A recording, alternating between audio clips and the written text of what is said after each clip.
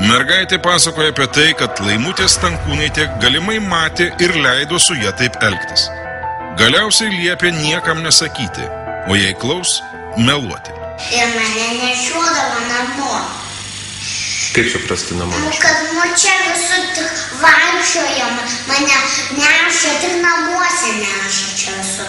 Ai, po kambarį nešiodavo? O taip, tik nešiodavo.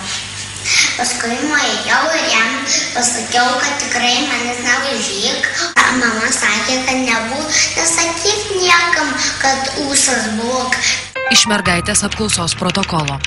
Mane laižo ūsas. Tokia jo pavardė. O vardas Andrius. Laižo liežuviu. Tuo metu buvo mama ir aš ir buvo Andrius.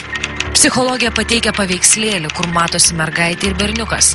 Mergaitė psichologės prašymų pažymi veidą, nosį, ausis, kaklą.